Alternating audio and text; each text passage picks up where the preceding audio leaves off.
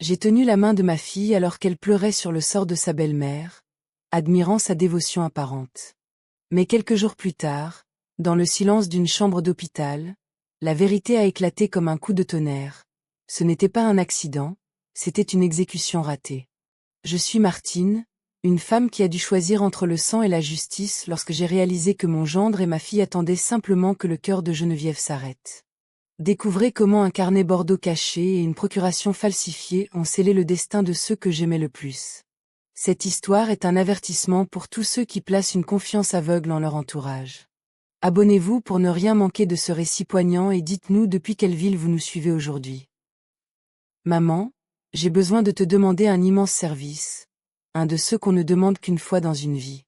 Camille a toujours été ma plus grande fierté, mon chef-d'œuvre personnel. Ma fille, brillante avocate, mariée à Mathieu Perrin depuis 4 ans déjà. C'était un mariage que j'avais béni avec une joie sincère, presque naïve. Mathieu, cet architecte aux manières si raffinées, issu d'une lignée dont l'éducation transparaissait dans chaque geste, semblait être le gendre idéal. Sa mère, Geneviève Lefebvre, était une veuve de 68 ans dont l'élégance n'avait d'égal que sa discrétion. Elle possédait cette magnifique demeure bourgeoise dans le quartier d'Ainay et 2 appartements de standing qu'elle mettait en location sur la presqu'île. Une femme de substance, mais d'une réserve absolue. « Qu'est-ce qui se passe, ma chérie ?» lui ai-je demandé en lui tendant une tasse de porcelaine fine, sentant mon cœur s'emballer légèrement devant son air grave. Elle a poussé un soupir qui semblait porter tout le poids du monde. C'est Geneviève. Elle a eu un terrible accident il y a 6 semaines. Elle a fait une chute brutale dans les escaliers de sa maison. Elle est dans le coma, maman. Les médecins sont dans le flou total. Ils ignorent quand elle recouvrira la vue, ni même si son cerveau se réveillera un jour. Une boule d'angoisse s'est logée au creux de ma gorge. Geneviève m'avait toujours traité avec une courtoisie impeccable, même si une certaine distance aristocratique nous séparait. Elle faisait partie de ces belles-mères qui observent de loin, sans jamais se montrer cruelle ou intrusive. Je suis sincèrement navrée, Camille. C'est un choc. Et Mathieu, comment supporte-t-il cette épreuve? Il est anéanti, a murmuré ma fille en écrasant une larme du bout du doigt, avec une fragilité qui m'a bouleversée. C'est précisément pour cela que je sollicite ton aide. Mathieu et moi devons impérativement partir à Biarritz. C'est une opportunité professionnelle urgente, un contrat qui pourrait sauver notre situation financière. Mais nous ne pouvons pas laisser Geneviève seule dans cette chambre d'hôpital. L'infirmière privée que nous avions recrutée a démissionné subitement hier. Maman, pourrais-tu veiller sur elle? Ce ne serait que pour 2 petites semaines. 2 semaines. J'ai plongé mon regard dans celui de ma fille. Des cernes violacées creusaient ses yeux, trahissant une fatigue profonde. Je savais que leur couple avait navigué en eau trouble l'année passée. Mathieu avait vu un projet d'envergure s'effondrer, et l'argent était devenu un poison lent, une source de tensions incessantes entre eux. Mais bien sûr, ma chérie, tu n'as même pas besoin de demander. Tu peux compter sur moi, je serai son ombre. Camille s'est jetée dans mes bras, me serrant avec une force désespérée. Merci, maman. Tu n'imagines pas à quel point ton aide nous sauve la mise. L'après-midi même, ils m'ont conduite au centre hospitalier. C'était un établissement privé, feutré, où le silence n'était troublé que par le froissement des blouses blanches. L'air y était saturé de cette odeur de désinfectant froid mêlé au parfum de fleurs qui commence à flétrir dans les vases. La chambre de Geneviève se trouvait au 3e étage, une suite austère et technologique. En entrant, je l'ai vue. Allongée dans ce lit trop grand pour elle, elle semblait minuscule, prisonnière d'une toile d'araignée de tubes et de capteurs. Les machines scandaient le temps qui reste par des bips réguliers et impitoyables. Son visage était d'une pâleur de cire, ses mains, autrefois si actives, reposaient immobiles sur les draps immaculés. Un hématome d'un jaune maladif marquait encore sa tempe, et ses cheveux gris étaient soigneusement ramenés sur le côté. Camille m'a alors tendu un dossier contenant toutes les instructions. Le planning des infirmières de garde, les numéros d'urgence, les contacts directs des spécialistes. Maman, au moindre changement, tu m'appelles instantanément. Nous serons à Biarritz, mais nos téléphones resteront allumés jour et nuit. Mathieu a fait son entrée dans la pièce, m'adressant un sourire qui se voulait reconnaissant mais qui me parut étrangement las. Madame Delma, Martine, Vous ne savez pas quelle dette j'ai envers vous. Ma mère est tout ce qu'il me reste. Il y avait dans sa voix une harmonique que je n'arrivais pas à saisir. De la tristesse, certes, mais doublée d'une vibration autre. Quelque chose de sourd, d'indéfinissable, que mon intuition de mère a noté sans pouvoir le nommer sur l'instant. Le lendemain matin, je les ai accompagnés jusqu'au parvis de l'hôpital. Camille m'a embrassé une dernière fois, l'air grave. Je t'aime, maman. À dans 15 jours. Je les ai regardés s'engouffrer dans le taxi. Camille s'est installée à l'arrière, son regard déjà perdu par la fenêtre, tandis que Mathieu, à l'avant, pianotait déjà sur son téléphone. La voiture a démarré brusquement et s'est évaporée dans le flux de l'avenue Jean Jaurès. Je suis remontée au 3e étage, regagnant la solitude de la chambre de Geneviève. La lumière crue du matin inondait la pièce, éclairant chaque ride de son visage pétrifié. Je me suis installée dans le fauteuil à son chevet, cherchant une contenance. J'ai sorti un chapelet de mon sac et mes lèvres ont commencé à murmurer des prières anciennes. Je ne suis pas une femme d'une piété débordante, mais face au vide et à l'attente, on cherche refuge dans les rituels que l'on connaît. Les minutes se sont étirées. 10, 15, 20 minutes de silence électrique. Et soudain, le miracle, ou peut-être le début du cauchemar, s'est produit. Un son. Un gémissement si ténu qu'il aurait pu être confondu avec le souffle de la climatisation. J'ai levé les yeux, les doigts de Geneviève avaient tressailli. Je me suis levée d'un bond, le pouls frappant mes tempes. Geneviève, Geneviève, vous m'entendez? Ses paupières ont frémi violemment. Lentement, avec une difficulté qui semblait briser chaque fibre de son être, elle a ouvert les yeux. Je suis restée pétrifiée. Son regard a plongé dans le mien, et ce que j'y ai vu m'a glacé le sang. Ce n'était pas de l'égarement, c'était une terreur pure, primale. Ses lèvres ont bougé, cherchant désespérément à former des sons. Je me suis penchée au-dessus d'elle, cherchant à la rassurer. Doucement, Geneviève. Ne faites pas d'efforts. Vous êtes en sécurité, vous êtes à l'hôpital. Elle a secoué la tête avec une force surprenante, sa main cherchant la mienne. Quand elle a agrippé mes doigts, j'ai été frappée par la vigueur de son étreinte. C'était l'étreinte d'une noyée. D'une voix rauque, une voix qui semblait sortir d'outre-tombe. Elle a lâché ces mots qui allaient anéantir ma vie. Appelez la police, avant qu'ils ne reviennent. Le souffle m'a manqué. L'air dans la chambre semblait s'être raréfié. Quoi? Mais de quoi parlez-vous, Geneviève? Elle a serré ma main à m'en briser les phalanges. Ce sont eux qui m'ont fait ça. Mathieu et Camille. Le monde autour de moi a basculé. J'ai senti le sol se dérober. Je ne comprends pas. C'est absurde, vous divaguez. Geneviève a fermé les yeux un instant, comme pour puiser dans ses dernières réserves. La tisane. Ils ont versé quelque chose dans ma tisane. J'ai eu la tête qui tournait, et puis l'escalier. Je n'ai pas glissé, Martine. Ils m'ont poussé. Des larmes amères ont commencé à rouler sur ses joues creuses. Ils veulent ma maison, mes biens. Ils veulent ma mort. Mon esprit est devenu le théâtre d'un montage macabre. Camille pleurant dans ma cuisine, Mathieu et son sourire de façade, le taxi disparaissant au loin.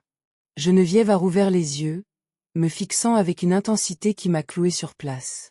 Tu seras la prochaine, Martine.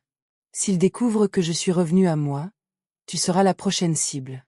Mais avant de poursuivre ce récit, assurez-vous d'être bien abonné à notre chaîne. Vos témoignages et votre soutien nous sont précieux. N'hésitez pas à nous dire en commentaire depuis quelle ville vous nous suivez. Nous sommes toujours émus de voir jusqu'où nos histoires résonnent. Je suis restée là, immobile, les paroles de Geneviève résonnant dans mon crâne comme le glas. Tu seras la prochaine. Je l'observais, essayant de concilier l'image de ma fille, ma petite Camille, avec le monstre froid que cette femme décrivait.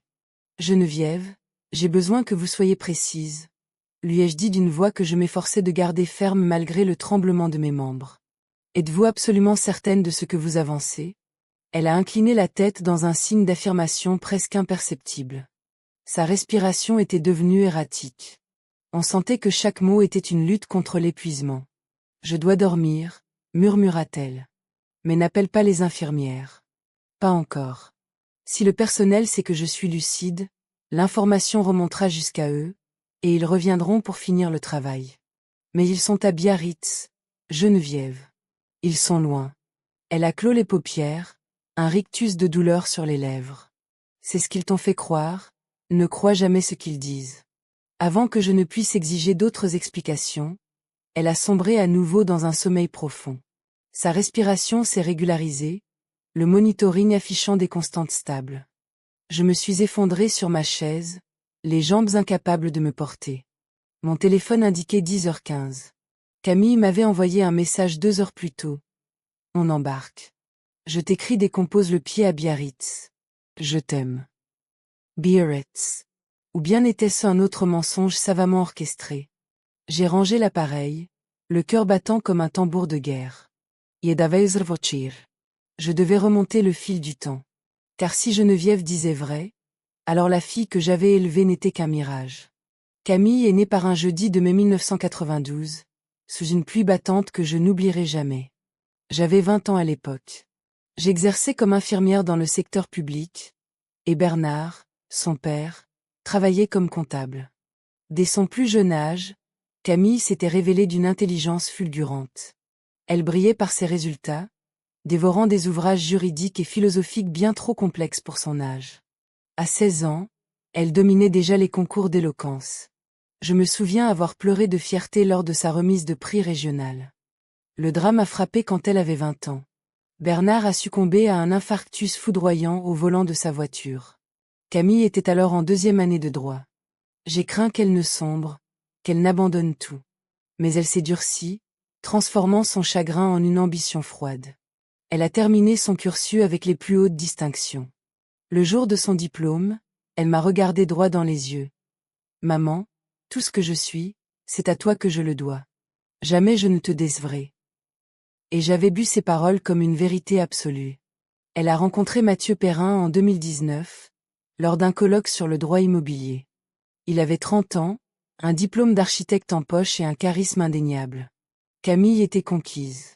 Elle me le présentait comme l'homme providentiel, intelligent, travailleur, dévoué.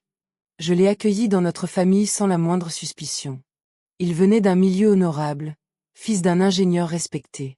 Sa mère, Geneviève, était le portrait même de la distinction. Leur union fut scellée en mars 2021. Une cérémonie intime, presque sobre. Camille rayonnait dans une robe de soie ivoire, et Mathieu semblait sincèrement ému en échangeant ses vœux. Geneviève, au premier rang, drapée dans une étole de prix, observait la scène avec une sérénité que je pensais être celle du bonheur. Après les noces, nous avions visité la demeure de Geneviève dans le quartier d'Ainay. C'était une bâtisse imposante, une de ces maisons bourgeoises en pierre dorée qui cachent jalousement leurs secrets derrière des cours intérieures fleuries d'hortensias. Les escaliers en chêne ciré craquaient sous nos pas, exhalant une odeur de cire et d'histoire. Au mur, les portraits de famille se succédaient. Le père de Mathieu dans sa jeunesse, des aïeux en uniforme, une lignée de gens d'ordre. Rien, absolument rien dans ce décor n'aurait pu laisser présager que sous ce vernis de respectabilité se tapissait un instinct de prédateur. Cette demeure a plus d'un siècle d'histoire, m'avait confié Geneviève un après-midi, tout en me servant un café fumant dans des tasses de porcelaine de Limoges. Elle appartenait à ma belle-mère, et avant elle, à sa propre mère. Un jour, tout cela reviendra à Mathieu. C'est le seul héritage tangible que je puisse lui transmettre. Les 2 premières années de leur mariage avaient semblé idylliques. Camille avait ouvert son propre cabinet d'avocat, un petit bureau qui commençait à se faire un nom. Mathieu, de son côté, enchaînait les projets architecturaux avec une régularité rassurante. L'argent ne coulait pas à flot, mais leur train de vie restait confortable, sans l'ombre d'un nuage à l'horizon. Pourtant, en 2023, le vent a tourné. Le masque de la réussite a commencé à se fissurer. Mathieu a perdu un contrat colossal. Une tour résidentielle qu'il devait concevoir dans le quartier de la Pardieu. Le promoteur a déposé le bilan avant même le premier coup de pioche, laissant Mathieu avec des mois de travail impayés et des dettes qui s'accumulaient. C'est là que les premières fêlures sont apparues. Lors de mes visites, je percevais des éclats de voix derrière la porte de leur chambre, suivis de silences pesants et étouffants durant le dîner. Un soir, Camille a débarqué chez moi, les yeux rougis par les larmes. Maman, Mathieu est au bord du gouffre. Il est persuadé que sa mère fait preuve d'une cruauté sans nom. Elle possède 2 appartements en location sur la presqu'île, elle touche des loyers confortables, et elle refuse de lui prêter le moindre centime. Geneviève a sans doute ses raisons, ma chérie, avais-je tenté de temporiser. Ses raisons? Elle perçoit près de 6 000 € par mois et vit recluse dans cette immense carcasse de pierre à Ainay. Pourquoi refuse-t-elle de nous tendre la main? Nous sommes sa seule famille. C'était la première fois que je décelais une telle amertume, un tel ressentiment dans le regard de ma fille. Puis, en septembre 2024, le couperet est tombé. Camille m'a appelé en hurlant. Maman, Geneviève est tombée dans les escaliers. Elle est dans le coma. Je m'étais précipitée à l'hôpital. Geneviève gisait là, inerte, victime d'un traumatisme crânien sévère. Mathieu était à son chevet, le regard vide, comme absent. C'était un accident domestique, m'avait-il assuré d'une voix monocorde. Je n'étais pas là. Quand je suis rentrée, elle était étendue au pied des marches. Aujourd'hui, assise sur cette même chaise d'hôpital, observant le souffle court de Geneviève, je me demandais à quel moment précis j'avais cessé de voir la réalité. Geneviève a soudain rouvert les yeux, une urgence vitale brûlant dans ses pupilles. Martine, tu dois trouver quelque chose. C'est impératif. Quoi donc, Geneviève? Dites-moi. Chez moi, dans le tiroir secret de ma table de chevet, il y a un carnet Bordeaux. Tout y est consigné. Les dates, les noms, les bribes de conversation que j'ai surprises. Tout ce qu'ils ont prémédité. Je suis sortie de l'établissement le cœur lourd. Le soleil de novembre déclinait sur Lyon, baignant la ville d'une lumière dorée et trompeuse, une clarté qui suggérait une paix que je ne ressentais plus. Je marchais vers l'arrêt de bus, les paroles de Geneviève gravées comme au fer rouge dans mon esprit. Un carnet Bordeaux. Une décision déchirante s'imposait. Je pouvais choisir de croire que le coma avait altéré ses souvenirs, que ses propos n'étaient que les délires d'une femme traumatisée. Ou je pouvais affronter la vérité. J'ai pris le métro en direction d'Ainay.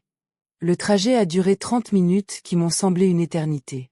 Le front collé à la vitre, je regardais défiler les rues familières, les passants anonymes, révoltés par la normalité du monde alors que mon univers s'effondrait. Je suis arrivé devant la demeure peu après 15 heures. Cette bâtisse en pierre dorée, typique de l'architecture lyonnaise, avec sa porte cochère imposante et ses grilles en fer forgé, me parut soudain menaçante.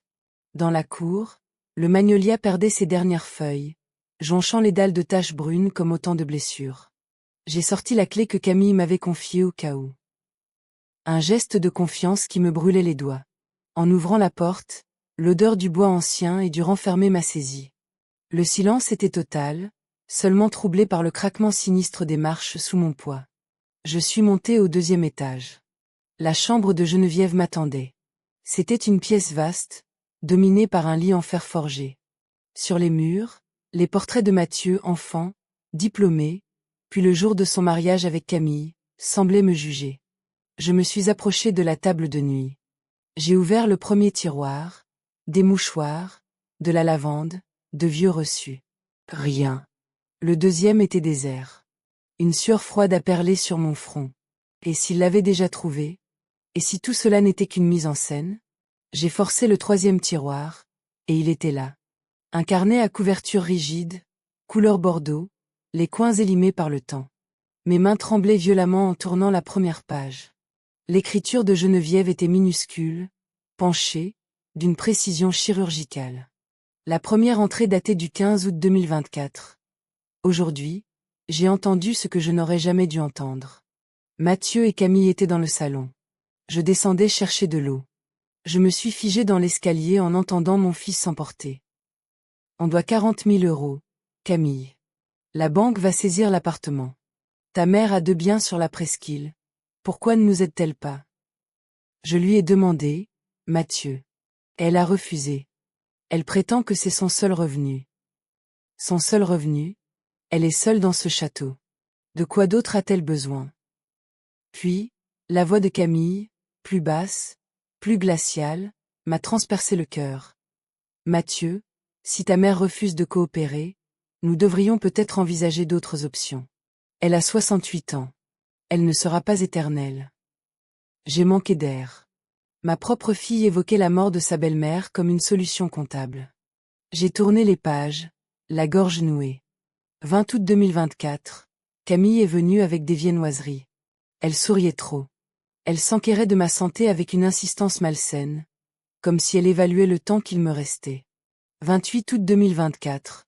Mathieu a appelé pour vérifier mon testament. Pas un mot pour savoir comment je me portais. Seul mon héritage compte à ses yeux. 10 septembre 2024. C'est le jour où la peur est devenue ma seule compagne. Camille a insisté pour préparer la tisane après le dîner. Reposez-vous, belle maman. La boisson avait une amertume inhabituelle. 10 minutes plus tard, la pièce s'est mise à tanguer. Mathieu m'a aidé à monter, mais sa poigne était impatiente, dépourvue de toute tendresse. Le lendemain, j'ai trouvé un sachet de poudre blanche suspect dans la poubelle. Je l'ai caché. 20 septembre, ce sera ma dernière note. Mathieu exige que je signe des documents pour les locations, une procuration totale. J'ai refusé sans l'avis de maître Morel. Il est devenu livide, d'une froideur que je ne lui connaissais pas. J'ai peur. Si quelqu'un lit ceci, sachez la vérité. Je m'appelle Geneviève Lefebvre et je crois que mon fils veut m'assassiner. J'ai refermé l'objet du délit. À cet instant, mon téléphone a vibré. Un message de Camille. Bien arrivé à Biarritz. Comment va Geneviève? Embrasse-la pour nous. J'ai répondu machinalement. Tout est stable. Reposez-vous. Cette nuit-là, le sommeil fut un luxe que je ne pus m'offrir. Je suis resté prostré dans mon salon à Villeurbanne, le carnet Bordeaux posé devant moi comme une bombe prête à exploser.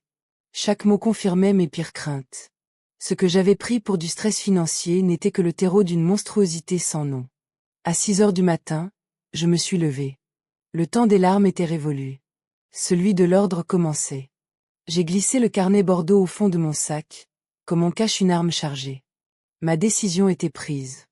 Le temps du déni était terminé, celui de l'ordre commençait. J'ai immédiatement contacté maître Morel, l'avocat de Geneviève.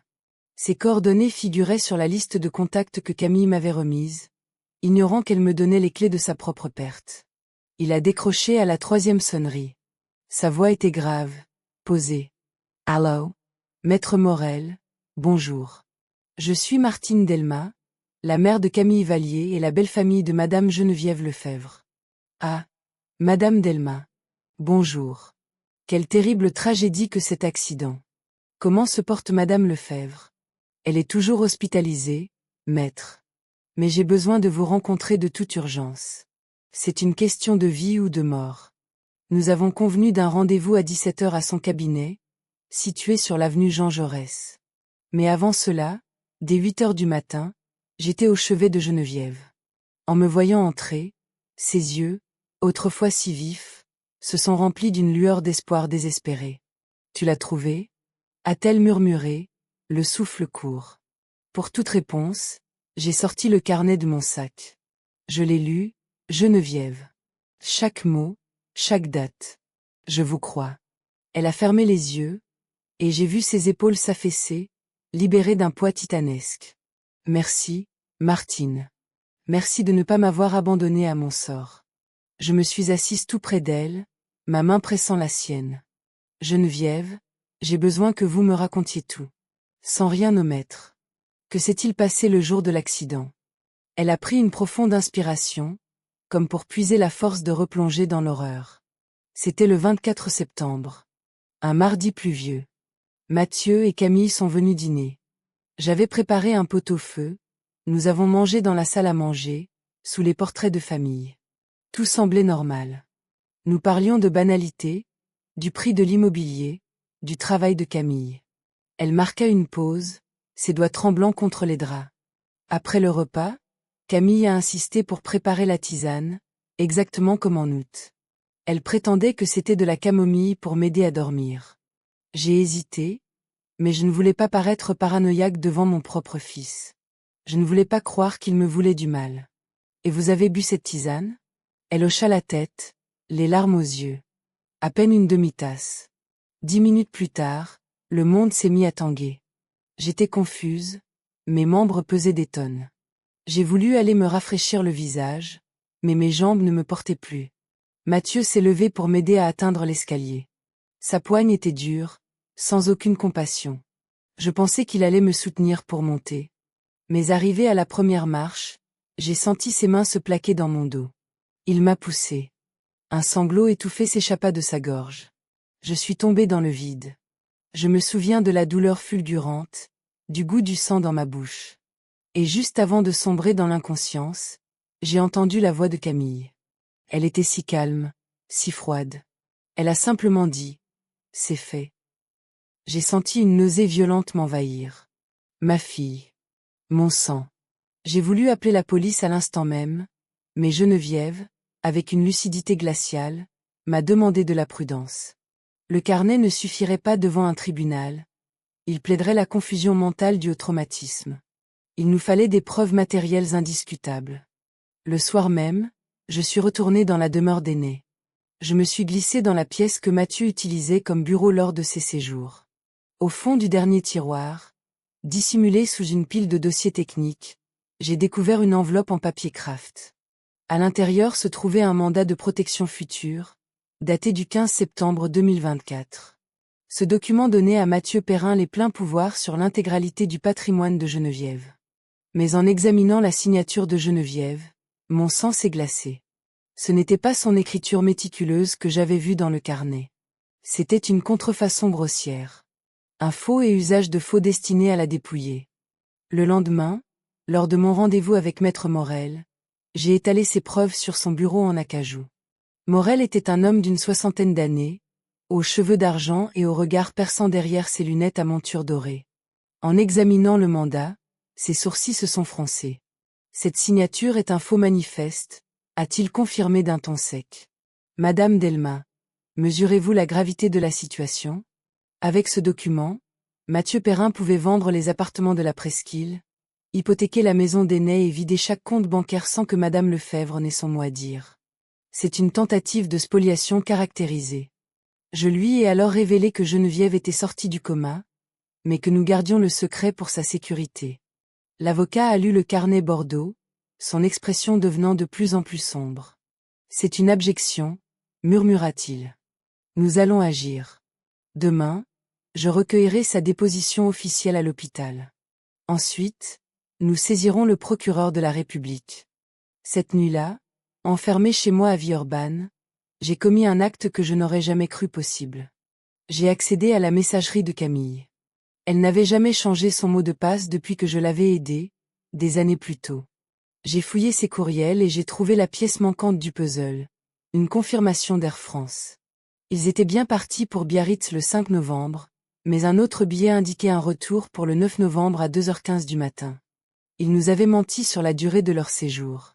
Ils rentraient dans 2 jours, espérant sans doute trouver une chambre vide et un héritage prêt à être encaissé. J'ai appelé Maître Morel en pleine nuit. Il rentre demain à l'aube. Il faut faire vite. Entendu. Le temps de la diplomatie est terminé. Le 8 novembre, à 10h précises, Maître Morel enregistrait le témoignage formel de Geneviève. Elle a tout raconté, la tisane amère, la poussée dans les escaliers, la trahison de son propre sang. L'homme qui m'a poussé n'est plus mon fils, c'est un étranger assoiffé d'argent, a-t-elle déclaré d'une voix brisée par les larmes. À midi, nous avons franchi les portes du tribunal judiciaire de Lyon, dans le quartier de la Guillotière. Ce bâtiment gris et imposant semblait être le seul rempart contre la folie qui m'entourait. Après 40 minutes d'attente insupportable, nous avons été reçus par un officier de police judiciaire.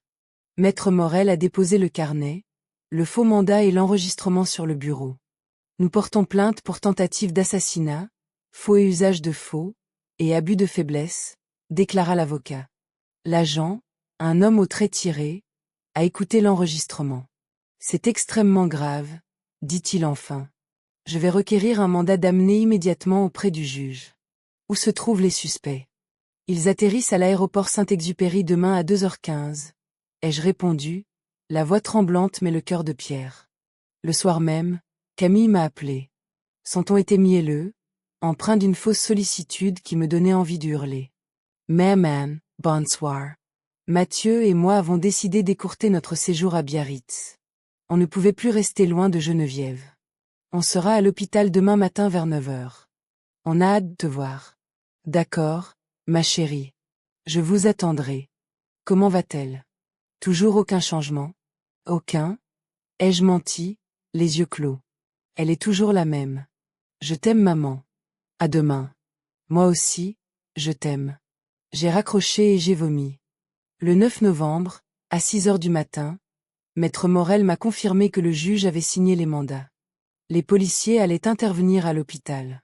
Par mesure de sécurité, nous avons transféré Geneviève au 4e étage sous un pseudonyme, avec l'accord de la direction. Je l'ai suivie, veillant sur elle comme une sentinelle. Depuis la fenêtre de sa nouvelle chambre, j'ai vu le taxi entrer dans le parking à 8h10. Camille et Mathieu en sont sortis, chargés de leurs valises, l'air de voyageurs ordinaires. Camille avait les cheveux noués, Mathieu semblait épuisé. Il marchait vers l'entrée, ignorant que le filet venait de se refermer. Ils sont là, ai-je murmuré à Geneviève. Elle a serré ma main à m'en couper la circulation. 20 minutes plus tard, des cris ont déchiré le silence feutré des couloirs. Les cris ont jailli de l'étage inférieur, déchirant le silence feutré de l'hôpital. Une voix de femme, aiguë, stridente, que je n'aurais pu confondre avec aucune autre. Chez moi. Vous n'avez pas le droit. Là, moi. C'était Camille. À cet instant précis, j'ai eu l'impression que les fondations mêmes de mon existence se pulvérisaient. Geneviève, dans son lit, pleurait sans un bruit, les yeux fixés sur le plafond. Une demi-heure plus tard, Maître Morel est monté au 4e étage. Son expression était d'une solennité glaciale. C'est fini, Martine. Ils ont été interpellés dans le couloir, juste devant la chambre numéro 5. Votre fille a tenté de s'opposer physiquement à l'arrestation. Mathieu, lui, a essayé de fuir par les escaliers de service, mais les policiers l'ont rapidement maîtrisé. Je n'ai revu Camille qu'une seule fois après ce jour funeste. C'était le 21 novembre. J'avais sollicité un permis de visite à la maison d'arrêt où elle était placée en détention provisoire. On m'a fouillé, j'ai franchi les portiques de sécurité, les détecteurs de métaux, les portes blindées qui se refermaient derrière moi avec un claquement définitif. On m'a conduite dans un parloir austère, des tables en plastique gris, des chaises inconfortables vissées au sol, et cette odeur de déterge bon marché qui sature l'air. J'ai attendu 20 minutes. Puis, la porte s'est ouverte. Camille est entrée, escortée par une surveillante. Ses cheveux, autrefois si soyeux, avaient été coupés courts. Elle avait perdu énormément de poids, ses traits étaient tirés, et des cernes profonds marquaient son visage. En me voyant, son regard s'est embrumé de larmes. Nous n'avions pas le droit au moindre contact physique. Seule la parole était autorisée par-dessus la table. Mais amen.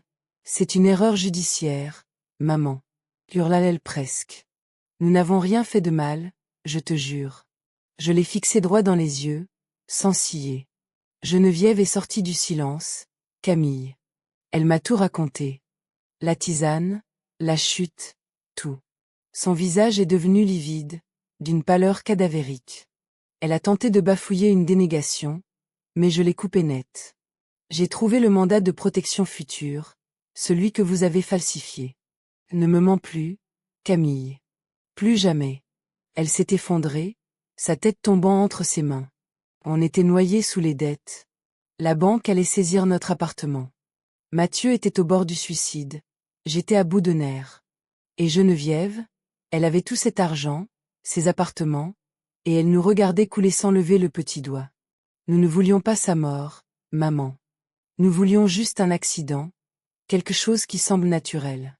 Mathieu aurait hérité, on aurait tout remboursé, et la vie aurait repris son cours normal. Je l'écoutais avec une incrédulité mêlée d'horreur. Tu t'entends parler, Camille? Tu réalises la monstruosité qui sort de ta bouche? C'était une tentative d'assassinat, pas une simple erreur de parcours. Maman, je t'en supplie, aide-moi. Sanglotait-elle. Je suis désolée, j'ai fait une erreur monumentale, mais je ne peux pas rester ici. Retire la plainte. Parle à Geneviève, convainc-la de ne pas témoigner au procès. S'il te plaît, je suis ta fille. Je l'ai regardée, et pour la première fois en 30 ans, je n'ai pas reconnu l'enfant que j'avais porté. Devant moi ne se tenait pas une victime, mais une femme lucide qui avait sciemment choisi l'ombre. Oui, tu es ma fille. Et c'est précisément pour cette raison que je ne t'aiderai pas à fuir tes responsabilités. T'aider à échapper à la justice aujourd'hui, ce serait te condamner à rester ce monstre pour toujours. Ce n'est pas de la vengeance, Camille, c'est de l'ordre. Elle a hurlé. Un cri de rage et de désespoir. La surveillante l'a saisie par les bras pour l'emmener tandis qu'elle criait mon nom, me suppliant, m'insultant tour à tour. Je suis restée debout dans ce couloir froid, regardant ma fille disparaître, et j'ai senti une partie de moi mourir avec elle. Le procès s'est ouvert en janvier 2025 devant la cour d'assises de Lyon. Geneviève a témoigné avec une dignité qui a forcé le respect de toute l'Assemblée.